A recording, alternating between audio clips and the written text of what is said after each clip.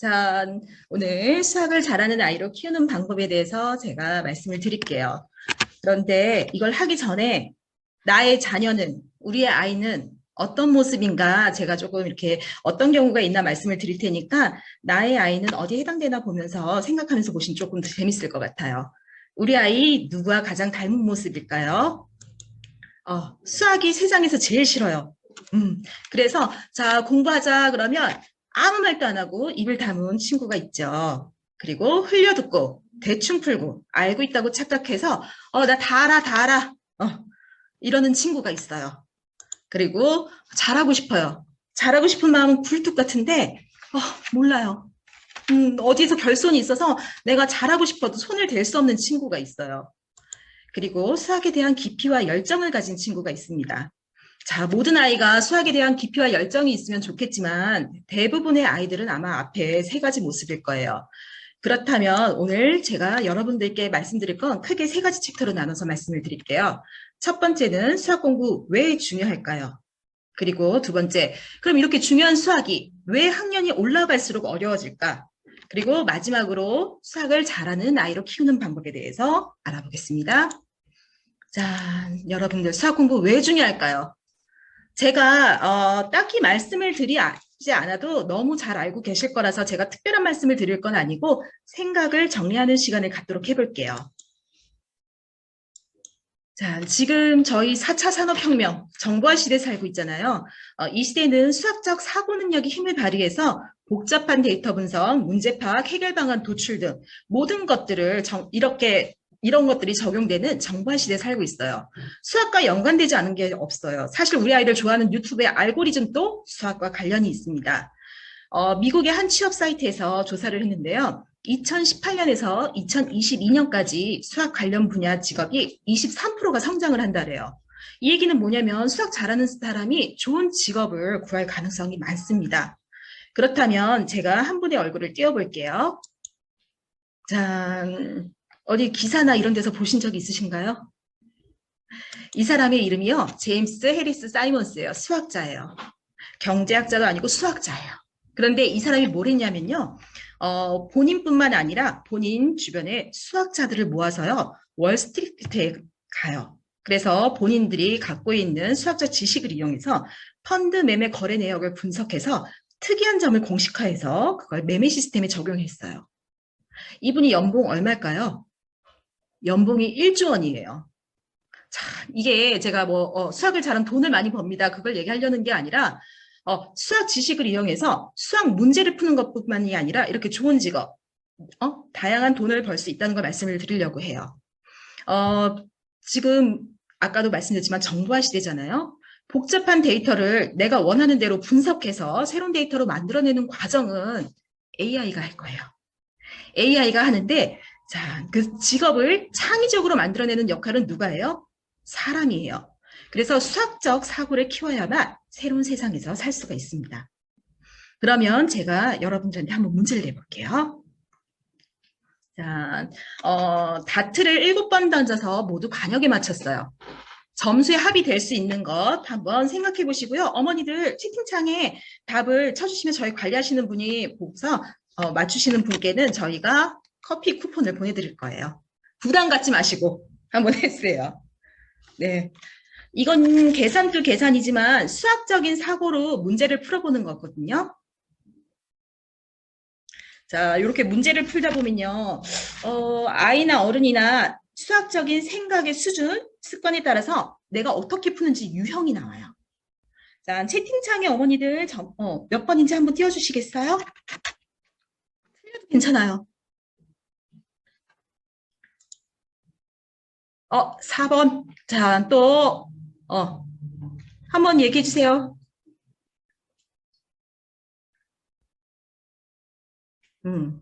틀려도 괜찮습니다, 어머니들. 부담 갖지 마시고, 자, 지금 열심히 계산하고 계신데, 자, 계산하셔도 되고요. 한번 보세요. 어떤 게 될지.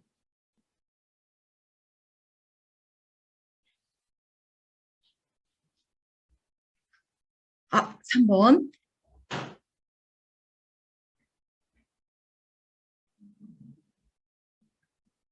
제가 너무 부담을 주셨나요, 어머니들? 틀려도 되는데? 이제 정답이 좀 나오고 있어요. 그러면은, 자, 제가 이따가 또 물어볼 건데, 부담 갖지 말고 한번 해주세요. 그러면 한번 볼게요. 정답은요, 4번 33점이에요. 네. 왜 그런지 볼게요. 자, 첫 번째 경우 어떤 유형인지 난 어떤 유형인지 한번 볼게요. 고민은 하지 않고 그냥 아무거나 찍었어요. 자, 이 친구들은 그냥 수학에 관심 없어요. 자, 아무거나 찍었어요. 찍어서 정답이 나오면 다행이에요. 그런데 찍어서 매번 정답이 나올 수가 없겠죠. 그리고 관역에 있는 5가지 수 가운데 무작위로 7번을 더해서 보기 중에 답이 있는지 시도해봤어요. 자, 이 친구는요, 굉장히 노력하는 친구예요. 실천해서 문제를 푸는 유형인데 너무 안타깝게 사고력의 습관이 형성되어 있지 않아요. 그래도 시도는 하는 아이니까 칭찬해 줄 수 있겠죠. 자, 그렇다면 정답은 볼게요. 7번 다 맞췄으니까 점수는 1점을 7번 맞춰도 최소 7점 이상이 나오겠죠? 그리고 제일 큰 점수인 9점만 다 맞춰도 63점이에요. 그렇으니까 1번과 2번은 답이 될 수가 없어요. 남은 보기는 3개인데 여기서 어떤 게 정답이 되냐면 한번 생각해 볼게요. 홀수에 홀수를 더하면 뭐가 나올까요? 거기에다가 또 홀수를 한번 더해보세요. 홀수를 홀수번 더하니까 짝수가 나올 수가 없죠? 그래서 남은 홀수인 33번이 정답입니다. 네. 자, 아까 그럼 하던 얘기 마저 이어볼게요. 왜 수학 공부가 중요할까요? 어제 수능이 사실 있었어요. 그런데 기사에 나왔죠. 수학이 작년보다 좀 어려웠다고 얘기가 나와요. 물론 어떤 해는 쉽고 어떤 해는 어렵겠지만 또 쉽다고 해서 엄청 쉬운 건 아니고 나만 쉬운 건 아니잖아요. 여기 기사가 나왔는데 대입 만능 열세된 수학이라고 나왔어요. 만능 열세래요, 수학이. 그리고 여기 조금 화면에 보이실까요? 서울대, 연대, 고려대, 성균관대, 서강대까지만 해도 여기 뭐가 나오냐면요. 각 대학의 수능 영역 반영 비율이 38%에서 40%예요. 이거는 뭐냐면 수학을 즐기지 못하면 원하는 대학을 가기가 어렵다라는 얘기예요. 수학 실력이 올라가 있는 친구만이 자기 꿈을 펼치는 학과, 대학을 선택할 수 있는 폭이 넓어집니다. 자, 아까도 제가 계속 얘기했죠? 변별력이 가장 높은 과목이 수학이에요. 수학을 포기하면 대학을 포기한다. 수포가 대포라는 말이 있죠? 수학 성적이 결국 대입을 결정해요. 그렇다면 한번 또 다음 챕터로 넘어가기 전에 여러분들께 한번 간단하게 여쭤볼게요. 우리 초등학교 한 반에 가면 수학 성취도, 분포가 어떻게 되어 있을까요? 잘하는 아이와 못하는 아이가 분포가 어떻게 되어 있는지 한번 번호를 쳐주시겠어요? 내가 생각하는 건 이런 것 같아. 잘하는 아이는 적고 못하는 아이는 많은 1번 같아. 잘하는 아이는 많고 못하는 아이는 적은 2번 같아. 잘하는 아이도 많고 못하는 아이도 많은 3번 같아. 자, 한번 번호를 채팅창에 한번 해주시겠어요? 3번? 또 3번? 어머니도 굉장히 정확히 알고 계시네요. 맞아요. 3번이에요. 초등학교 교실은요. 잘하는 아이도 많고 못하는 아이도 많아요. 자, 그럼 중학교는 어떤지 한번 볼게요. 중학교는 안 물어볼게요. 왜냐하면 너무 잘 알고 계세요. 중학교는 1번이에요. 잘하는 아이는 적고 못하는 아이들이 많은 1번이에요. 그렇다면 초등학교 때 모래시계였던 게 왜 중학교가 올라가면서 피라미드가 되는지 한번 보겠습니다. 왜? 넘어갔죠? 학년이 올라갈수록 수학 공부는 어려워질까요? 그죠? 쉬웠으면 좋겠지만. 자, 볼게요. 갈수록 어려워지는 수학이에요. 왜냐면 수학은 특응성이 굉장히 강한 과목이에요. 여기 보시면 수학에는요, 5가지 영역이 있어요. 수화 연산, 도형, 측정, 자료화 가능성, 규칙성. 모든 5가지 분야를 골고루 해야 돼요. 그러면 여기 표를 보시면요. 자, 초등학교 때는요, 연산이 차지하는 비율이 굉장히 높죠. 다른 때는 거의 별로 없어요. 그런데 중학교, 고등학교가 될수록 어때요? 나머지 부분이 차지하는 비율이 높아져요. 그래서 이 초등학교 때 나머지 부분을 경험해보지 않은 친구는 나중에 커서 아이가 어려워서 수학이 어려워라고 하면 아이도 뭐 때문에 어려워하는지, 어머니도 이 친구가 뭐 때문에 어려워하는지 찾을 수가 없어요. 제 얘기는 이제 들으면 수화 연산이 그럼 중요하지 않고 나머지가 중요하냐? 그건 아니에요. 수화 연산 굉장히 중요합니다. 중요하지만 초등학교 때 수학 연산을 모두 완성을 하고 나머지 영역도 경험을 해줄 수 있게 해달라는 얘기예요. 자, 한번 볼게요. 제가 아까 얘기했어요. 개통성이 강한 학문이라고 말씀드렸거든요. 어떻게 개통성이 강한지 볼게요. 유아 때는 모양을 배우죠? 어머니들 이거 배울 때 이게 무슨 공부야. 동그라미, 세모, 네모 다 아는데 하지만 이렇게 시작했던 게 초등학교 가서 도형의 성질을 아는 걸로 배워요. 삼각형은 선분이 3개가 맞는 도형이야. 사각형은 선분이 4개 있는 도형이야. 평행사변형에서 마주보는 변의 길이는 같아. 이렇게 성질을 알아요.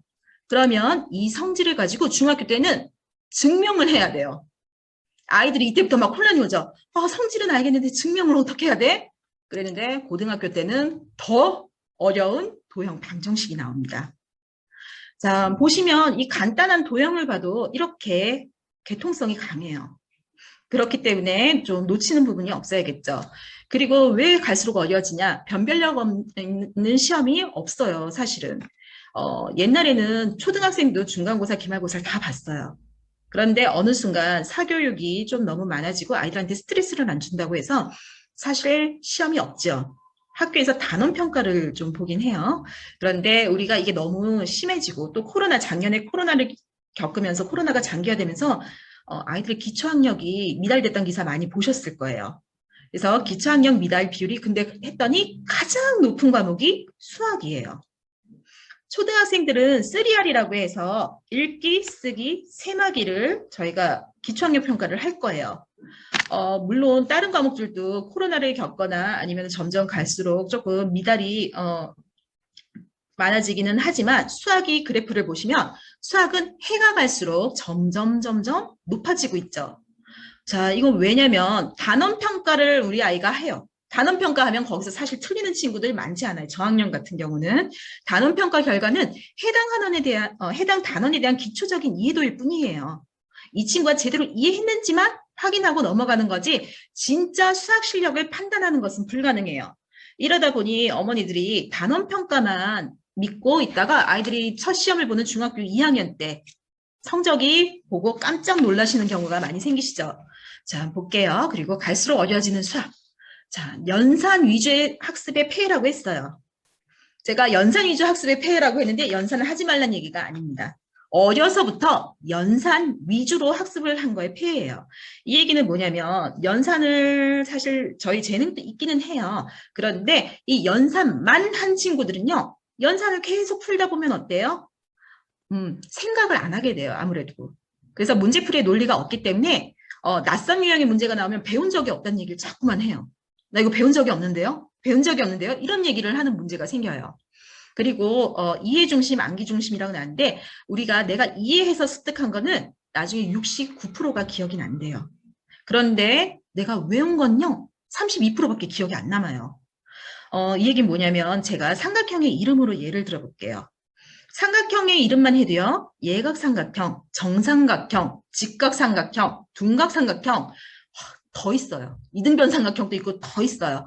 그런데 이게 직각삼각형 그러면은 한 변이 직각인 삼각형, 정삼각형, 세 변의 길이가 같은 삼각형 이렇게 이해를 한 친구랑 달달달달 이걸 외운 친구랑 제가 얘기했죠. 이해를 한 친구는 70%를 기억해요. 외워서 기억하는 것도 아주 훌륭하지만 학년이 올라갈수록 그렇다면 외워야 할 암기할 내용이 너무 많아진단 말이에요. 근데 30%밖에 기억을 못한다고 했죠. 그래서 이런 문제가 좀 있고요. 선행학습의 문제라고 했어요. 근데 제가 선행학습을 하지 말란 건 아니에요. 선행학습 해야죠. 하셔야 돼요. 하셔야 되는데 제가 이 선행학습의 문제라고 얘기했던 건 무조건적인 선행보다는 매 학년 매 학기 완전학습이 중요하다라고 말씀을 드릴 수가 있어요. 제가 저랑 하는 친구의 한번 예를 들어볼게요. 그 친구는 저랑 같은 교재를 사실 3번을 했어요. 처음에 한 번 할 때는 제가 그 친구에게 알려줬어요. 이거는 이런 거야 라고 알려줬고요. 두 번째 할 때는 그 친구가 살짝 좀 어려워해요. 그래서 제가 물어봤어요. 이거 기억나니? 이건 어떻게 하는 것 같아? 그럼 첫 번째 할 때보다는 낫긴 했는데 그래도 완전히 이해를 못한 것 같아요. 세 번째 할 때는 이 친구가 그래요. 아, 선생님, 나 이 교재 봤어요. 나 이거 다 알아요. 그래, 다 알아? 그러면 한번 나한테 얘기해 줄래? 그럼 이 친구가 그 책에 있는 내용을 저에게 다 얘기를 해줘요. 자기 눈높이에 맞춰서 설명을 해줘요. 제가 어머니들한테 선행학습을 얘기하면서 왜 복습 3번 한 거를 얘기를 하냐면 이 친구는 완전학습이 되어 있어요. 이렇게 완전학습이 되어 있는 친구는 선행을 해도 잘 따라가요. 하지만 내가 지금 선행이 급급해서 완전학습을 하지 않고 선행을 한다면 그럼 결손이 생기겠죠? 그래서 제가 선행학습의 문제라고 말씀을 드린 거예요. 준비된 선행은요, 다양한 사고를 할 수 있게 해주고요. 그리고 이거는 학원을 보내면 어머니들 학원 보내실 거잖아요. 학원 보내셔야죠. 학원을 보내면 학원은 기본적으로 선행 중심으로 이루어져 있어요. 기본적으로 선행 중심으로 이루어져 있다 보니 학원에선 선행을 하고 우리가 집에서는 문제집이나 학습지로 완전 학습을 하는 것에 중점을 두면 우리 아이는 결손이 없겠죠? 자, 볼게요. 연산은 수학이 아니에요, 어머니. 연산은 수학에 속해 있는 겁니다. 그렇다면 수학을 잘하는 아이로 키우는 방법에 대해서 이제 드디어 얘기할게요. 어머니들이 제일 기다리신 건데 제가 저희 학부모님들한테 이 간담회 안내를 드리면서 어머니 수학을 잘하는 아이로 키우는 방법에 대해서 간담회를 할 거예요. 그런데 수학을 시키는 아이는 시키는 방법에 대해서는 나오지 않습니다라고 말씀을 드렸어요. 그랬더니 어머니들이 그냥 웃으시더라고요. 책상에 앉히는 법까지는 저희가 나오진 않아요. 그런데 이왕 수학을 할 거 어떻게 하면 바르게 하고 어떻게 하면 수학을 즐길 수 있는가에 대해서 저희가 말씀을 드릴게요. 자기주도 학습.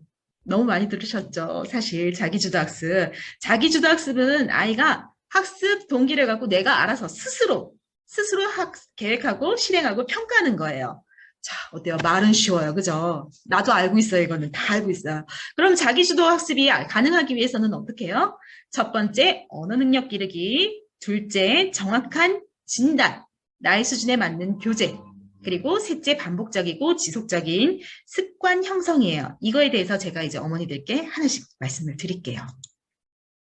자, 아까 제가 얘기했죠? 언어 능력 키우기. 언어 능력이 수학 실력이에요. 왜 수학을 한 대 놓고 처음부터 언어를 얘기하지라고 생각을 하실 거예요.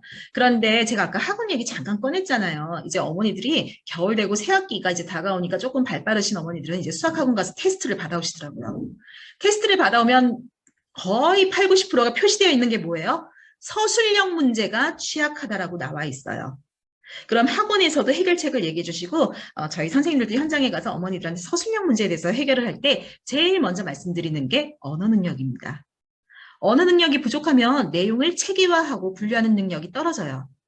그리고 아까 제가 얘기했죠? 이등변 삼각형, 대분수 뭐 이런 것들, 용어의 개념이나 이해, 문제인지 문제 해결 등 다양한 수학의 영역에서 곤란을 겪게 돼요.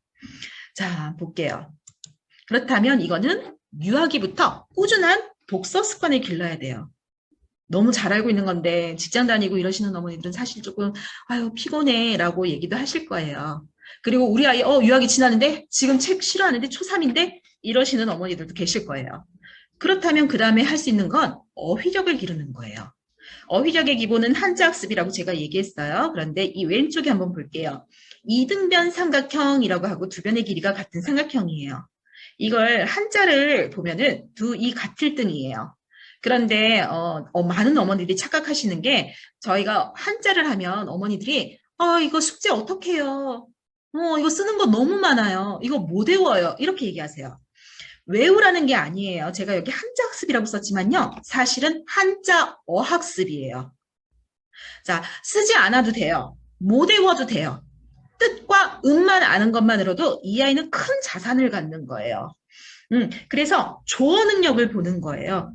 내가 이 한자와 이 한자를 두 이와 같을 등을 합쳐서 이 등이라는 말을 만들어내는 조어 능력을 보는 거예요. 그래서 한자는 몰라도 한자어를 활용하는 능력입니다. 자, 그리고 볼게요. 밑에 체계적인 국어 공부예요. 여기서 얘기하는 체계적인 국어 공부는 이야기의 핵심을 꿰뚫어 보는 거예요. 그렇다면 여기 문제를 볼게요. 저희 재능 교재에 있는 문제인데요. 이모의 나이는 다인이의 나이에 3배보다 5살 적고 어머니의 연세는 다인이 나이에 3배보다 3살이 많다고 합니다. 어머니의 연세가 39이라면 이모의 나이는 몇 살입니까? 뭔가 쉬운 것 같으면서도 복잡하죠. 아이들이 이걸 풀긴 풀어요. 어떻게 해서든 답은 나와요. 아까 제가 얘기했죠. 실천하는 아이. 어떻게 해서든 풀긴 풀지만 이거를 식으로 완벽하게 만들어내는 아이는 정말 정말 드물어요. 자, 제가 요거를 말씀을 드릴게요. 저는 나이가 좀 있어서 학교 다닐 때 산수를 배웠어요. 산수를 배웠는데 산수 시절에 1학년, 초등학교 1학년 교과서에 단어가 몇 개가 있었을까요? 수학 교과서입니다. 927단어가 있었어요. 그런데 지금 수학 시대의 1학년 아이들 수학 교과서만 말씀드리는 거예요. 다른 교과서 아니고. 수학 교과서에는 15,000개의 단어가 있다라고 합니다. 자, 이거는 뭐냐면 아까 한자어 학습과도 이어져요. 단어 뜻을 모르면요. 문제를 풀 수가 없어요. 서술형 문제를 읽기 묻는데 이게 무슨 말이에요? 한 반에 지금 초등학교 1학년 교실에 한 반에 국어 실력, 어휘력 차이 나는 아이들이요. 잘하는 아이와 못하는 아이가 한 반에서 5년 차이가 난다라고 합니다. 그렇다면 그 아이들은 어휘력에서 5년 차이가 나는데 그게 과연 국어에만 국한되어 있을까요? 그 친구들은 수학에서도 문제 푸는 게 확실히 달라져요. 말을 이해를 못하기 때문에. 지금의 수학은요, 어머니들 단순히 문제를 푸는 게 아니라요, 생각을 끌어내고 생활 속의 것을 수식으로 만들어내는 과정이 수학이에요. 지금의 수학. 이거는 교육학에서 가역사고라고 하는데요. 이거는 서술된 이야기를 규칙성 있는 수식으로 바꾸는 능력이 진정한 연산의 완성이에요. 우리가 연산하면은 빠르게, 정확하게 이것만 얘기하는데 빠르고 정확한 것만이 아니라 자, 진정한 수식으로 바꾸는 게 연산이라고 어머니들이 좀 생각을 바꾸셔야 될 것 같아요. 그러면 아까 제가 또 잠시만요. 자, 제가 아까 또 하나 또 말씀을 드릴 게 정확한 진단, 내가 스스로 할 수 있는 교재라고 말씀을 드렸어요. 지금 여기 들어오신 어머니들 대부분 재능을 하고 계신 어머니들이시죠. 이거 표 받아보셨을 거예요. 언제 받아보시죠? 우리 아이가 한 등급의 학습을 마무리할 때, 그리고 새로 시작을 할 때, 요거를 받아보셨을 거예요. 자, 여기 사실 아이의 이름이 나오지만 아이의 이름은 지웠습니다. 이 친구는요, 초등학교 2학년 친구예요. 20년 4월 7일에 2등급 시작하려고 진단을 받았어요. 그런데 이 진단표를 한번 잘 볼게요. 여기 밑에 막대가 나오죠? 여기 있는 회색의 막대는요. 1학년이 될 수도 있고 3학년이 될 수도 있어요. 보통 저희가 2등급 그러면 1학년 2학기부터 2학년 1학기 과정이거든요. 그러니까 빠른 1학년이 될 수도 있고 3학년이 될 수도 있어요. 2등급의 테스트를 한 아이들의 평균이에요. 아까 제가 수학에 5가지 영역이 있다고 했죠. 수화, 연산, 도형, 측정, 자유화 가능성, 규칙성이 있어요. 그리고 파란색은 이 테스트를 한 아이의 실력이에요. 그런데 이 아이가 다른 거 다 잘해요. 그런데 수화, 연산, 측정, 자료화 가능성에서 조금 어려워했어요. 그래서 여길 보면 이 아이가 틀린 오답에 나오죠. 오답이 나오고 왜 틀렸는지, 이 아이가 학교에 배운 걸 틀렸는지 아니면 배우지 않은 걸 틀렸는지 학년, 학기, 월이 나오죠. 그런데 봤더니 3학년 때 배우는 거니까 당연히 모르겠죠. 이런 건 틀린 거는 몰라서 틀렸어요. 그런데 보니까 이 아이가 수직선산에서 더해보기를 조금 어려워했어요. 그래서 나온 결과가요. 자, 보실게요. 여기 파란색으로 된 거는 이 아이가 결손되어 있는 부분이에요. 결손되어 있는 부분을 학습하고서 여기 빨간색 표시된 데부터 이 아이의 진도가 정해졌어요. 4월부터 11월 달까지 하면 된다고 진도가 나와 있죠.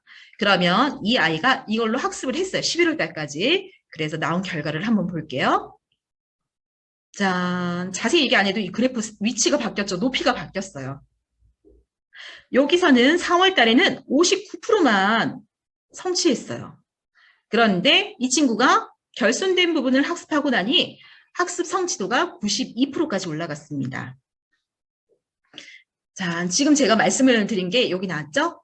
그래서 자기에게 딱 맞는 교재로 결손된 부분을 메꿨더니 학습 성취율이 92%까지 상승을 했어요. 그래서 정확한 진단을 할 수 있는 교재가 필요하다라고 말씀을 드리고 싶어요. 자, 그리고 모든 공부의 기본은요, 올바른 습관이 형성되어야 돼요. 그러면 습관은 어떻게 형성되냐? 습관, 어머니들도 아시잖아요. 하루 이틀이 안 돼요. 기다려야 돼요. 기다려야 되는데 어떻게 하냐? 엉덩이 힘을 길러야 돼요. 공부는요, 선택에 의해서 하는 게 아니에요. 내가 하고 싶으면 하고 안 하고 싶으면 안 하는 게 아니에요. 가끔 가다가 저도 친구들한테 얘기하거든요. 자, 엄마 직장 나가지, 아빠 직장 나가지, 너는 뭐 해야 돼? 공부해야 돼. 이렇게 얘기를 해요. 이거는 너의 일이야. 무조건 해야 되는 거야. 이런 인식을 좀 심어주셔야 돼요. 그리고 아까 제가 얘기했어요. 오늘 계속 같은 얘기가 나와요. 연산도 중요해요. 연산 하셔야 됩니다, 어머니들. 그런데 연산만 하라는 게 아니에요. 연산에 치중된 학습보다 학습 능력 자체를 키우는 데 집중을 하라는 얘기예요. 아까 얘기했죠? 저희가 이제 앞으로 수학이 나아갈 방향, 생활 속에서 수식을 찾아서 풀 수 있는, 식을 만들 수 있는 그런 수학을 공부하라는 얘기죠. 그리고 잠깐만요. 스스로 이해하고 고민하기. 아까 얘기했어요. 자기 주도적이에요. 남에게 물어서 해결하기보다 스스로 고민하는 시간을 갖는 습관이 필요합니다. 네. 다 아까 얘기했어요. 자기 주도적이에요. 그러면 자, 수학을 잘하는 아이 만들기. 사고력상 얘기할게요. 여기 옆에 학원 나왔어요. 요즘 이제 어머니들 학원 보내려고 알아보시면요. 사고력이란 말이 붙지 않은 학원이 사실은 없어요. 가사고력 수학이에요. 그렇다면 수학적 사고력이 뭐길래 도대체 사고력 수학이 이렇게 중요시 되는 것인가? 근거에 입각해서 이치에 맞게 문제를 해결하는 능력을 우리가 수학적 사고력이라고 합니다. 여기 밑에 글이 나왔어요. 수학적 사고력을 기르는 데 있어 어떤 학원을 다니는지 어떤 교재로 공부하는지 중요하지 않습니다. 자, 근데 제가 이거 말씀을 드릴게요. 제가 며칠 전에 어떤 회원이랑 하는데 그 친구가 수학학원에서는 1년 선행을 해요. 1년 선행을 하고 저랑은 6개월 선행을 해요. 6개월 선행을 하는데 정말 잘하는 친구예요. 근데 수학학원 교재도 제가 봤거든요. 그런데 어느 순간 저랑 하는 교재다가 모르겠다고 숙제할 때 제가 모르면 별표이나 선생님이랑 같이 해보자 그랬더니 별표가 점점 많아지기 시작했어요. 그래서 제가 그 별표에 대해서 말씀을 드렸어요. 왜 이렇게 별표가 많냐라고 했더니 너 학원에서도 이거 다 한 거잖아. 이거 다 한 거고 이거 옛날에 한 건데 왜 이게 어려워? 라고 했더니 그 친구가 그래요. 선생님, 학원에서는 다 설명해줘요. 자, 이게 뭐냐면요. 학원에서는 다 설명해준대요. 학원에서는 다 설명해준는데 선생님은 설명을 안 해준대요. 저는 설명을 전혀 안 하는 건 아닌데 아이한테 푸는 방식을 알려주고 나머지는 네가 풀어봐. 정 모르겠으면 다시 얘기해보자 라고 하는데 수학 학원에서는 한 문제 한 문제 친절하게 설명을 해주다 보니 아이가 문제를 풀지만 그게 아까 얘기했죠? 기억에 오래 가질 않아요. 그래서 중요한 거는 아이가 자기 주도적으로 해낼 수 있는 교재예요. 누가 친절하게 설명을 해주는 게 아니라 자기 스스로 할 수 있는 거예요. 학원 어머니들 보내시면 중독성이 있어요. 학원은 집에서 해라 그래도 안 하던 친구들이 학원 가면 매일 숙제가 있거든요. 그럼 그 숙제를 어떻게 해서라도 하니까 어머니들이 공부를 하고 있군. 그러고 만족을 하세요. 만족을 하시는데 생각해 보세요. 수학을 못해. 그래서 수학학원을 보냈어요. 그랬더니 수학에서 국어 실력이 딸린대요. 서술형 문제를 못 푼대요. 그래서 국어학원을 보냈어요. 그랬더니 국어학원에서 또 이제 국어는 잘하는데 문제는 곧잘 푸는데 글을 못 써. 논술학원을 보내겠죠. 이렇게 하면 학원은 어디까지 보낼 건가요, 어머니들? 자, 스스로 할 수 있는 힘이 중요합니다. 제가 얘기했어요. 좋은 사고력 교재는 단순하게 지식을 전하는 게 아니라 스스로 내가 알아서 지식을 활용할 수 있게 해주는 교재예요.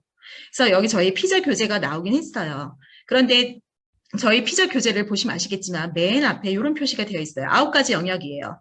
그런데 여기 저희가 언어 영역, 수 영역이 있어요.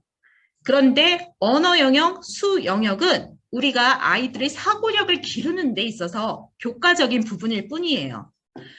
여기 나온 나머지 탐구, 창의적 사고, 문제 해결, 논리 형식 이런 것들이 모여서 아이의 사고력을 키워주는 겁니다. 자, 자신에게 꼭 맞는 방법으로 스스로 학습하는 습관을 익힌 아이는 어떤 환경에서도 자기만의 걸음을 걸을 수가 있어요. 장차 어떤 모습으로 변할지 모르는 미래 사회에서도 스스로 답을 찾아 나갈 수 있게 됩니다라고 이제 오늘 간담회 내용은 여기까지예요, 어머니들. 혹시 질문 있으신가요? 질문이 있으면 채팅창에 올려주시겠어요? 오늘 간담회 들은 거에서 조금 궁금한 게 있으면 질문을 해주세요. 저희가 이걸 작년에도 간담회를 했었어요. 작년에도 간담회를 했는데 작년에 나왔던 질문들이 많은 질문들이 선행에 대한 질문이 있었어요. 선생님 선행을 어디까지 해야 돼요? 라고 말씀을 하시더라고요. 지금 얘기했지만 오늘 얘기한 내용이 있었죠. 어디까지가 정해져 있지는 않아요. 사실 아이가 완전 학습만 되어 있다면요. 뭐 더 2년 선행도 되고 뭐 더 할 수도 있어요. 일단 선행도 중요하지만 준비된 선행, 완전한 학습을 하고서 다음에 선행하는 게 중요하겠죠? 자, 그리고 질문 또 있으실까요? 채팅이 어렵다 하시는 어머니들은 마이크 켜고 얘기해 주셔도 좋고요. 재능의 연상교재 있습니다. 셈이 빠른 수학이라고 저희가 연상교재가 있어요. 그래서 저희가 저희 그 현장에 하신 선생님들한테 셈 연상교재 보여주시면 하실 거예요. 그런데 저희가 다른 타학습지 연상교재와 조금 차이가 있는 거는 어떤 게 있냐면 보통 시중에 나와 있는 연상교재는 2 더하기 1, 3 더하기 1, 4 더하기 1 이래서 이렇게 순서수로 나가는 교재들이 거의 대부분일 거예요. 그런데 재능에 있는 연상교재는 순서수가 아니라 짝꿍수, 보수, 그리고 또 아이들이 이게 순서수로 가다 보면 생각하지 않고 3, 4, 5, 6 이러고 쭉 답을 쓰게 되잖아요. 중간중간에 생각을 하지 않으면 조금 틀리게 되겠죠? 그런 식의 연상교재가 있습니다. 또 혹시 궁금한 거 있으실까요?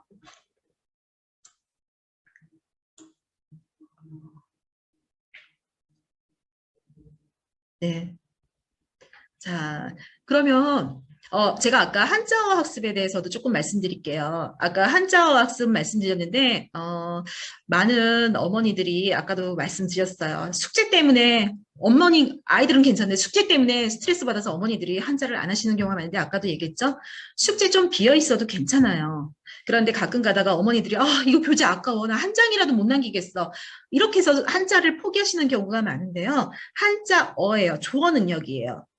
저희가 리틀 한자도 있고 쓰는 한자도 있거든요. 그런데 기존 이제 회원들 중에서 아주 어린 아이들이요. 한자 잘 못 써요. 그런데 소우라는 단어를 알려주고 소우가 들어가는 단어는 뭐가 있을까 그랬더니 그 친구가 자주 가는 단골집 중에 불꽃한우라는 가게가 있었나 봐요. 선생님 불꽃한우요 이렇게 얘기하더라고요. 그래서 제가 엄청 칭찬해 줬어요. 어떻게 너는 그런 생각을 했니? 그랬더니 그 친구는 그 조어가 너무 재밌대요. 그래서 한자 할 때 저랑 계속 조어를 하는데 말도 안 돼요, 사실은. 막 말도 안 되는 단어도 얘기해요. 그러면 그럴 때는 선생님이 그럴 때 들어가는 이 글자는 다른 뜻이야 라고 얘기해주고 선생님과 같이 대화를 통해서 단어를 만드는 능력이에요. 이게 어렸을 때는 그렇게 단어를 만들겠지만 크면은 우리가 모르는 단어를 처음 만났을 때 이거는 이 단어의 이거구나. 보통 저희가 피자를 할 때 인과관계란 얘기가 많이 나와요. 그러면 아이들이 인과관계가 뭐예요? 그런데 원인 할 때 인, 결과 할 때 과야, 인과관계야 라고 얘기하면 아이들이 나중에 원인 결과 딱 다 얘기를 하게 되겠죠? 그리고 재능 피자만으로 사고력 수학을 대체할 수 있을까요? 재능 피자가 커버하는 범위가 어느 정도인지 궁금합니다 라고 얘기하셨어요. 자, 사고력 수학이에요. 지금 얘기했죠? 재능 피자는요, 사고력을 활성화하는 데 도움을 줘요. 자, 조금 범위를 넓게 하는 데 도움을 주지, 피자만으로는 사실은 효과를 보실 수 있지만 굉장히 피자를 막 파고들고 장기간을 해야겠죠. 피자와 수학, 그 다음에 언어, 국어, 이렇게 세 가지가 만났을 때 시너지 효과가 있겠죠? 제가 사실 어머니들한테 상담을 가서 제가 말씀드릴 때 드리는 말씀이 있어요. 어머니, 이왕 우리가 시작한 거 효과 보셔야 되잖아요. 수학만 한다고 피자만 한다고 효과를 못 보시는 건 아닙니다. 하지만 이왕 하는 거 효과를 최대한 극대화하려면 세 개를 하시면 정말 효과가 극대화될 수 있습니다. 라고 말씀을 드려요. 그리고 수학 서술형 문제는 어떻게 준비하면 될까요? 라고 말씀을 드렸어요. 네, 한국사도 천천히 말씀드릴게요. 수학 서술형 문제는 아까도 얘기했어요. 문제를 읽고 이 아이가 이 문제에서 요구하는 게 꿰뚫어 보는 게 준비되어 있어야 돼요. 이러려면 뭐가 필요할까요? 독서, 국어. 한자. 이렇게 필요하겠죠. 수학 연산은 어차피 우리가 할 거고 식을 세우는 게 중요해요. 내가 이걸 어떤 방향으로 여기 문제에서 요구하는 것을 풀 것인가. 그것이 중요합니다. 그리고 한국사도 자세히 알려주세요라고 했는데 자, 제가 간단히 말씀을 드릴게요. 그런데 한국사는요. 저희가 다음 주에도 간담회가 또 있어요. 알고 계시죠? 겉으로는 수능 분석 및 문해력이라고 했는데 한국사도 조금 말씀을 드릴 거예요.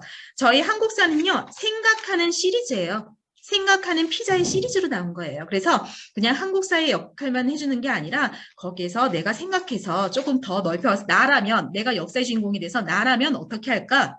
그렇게 생각할 수 있는 힘을 길러주는 교재입니다.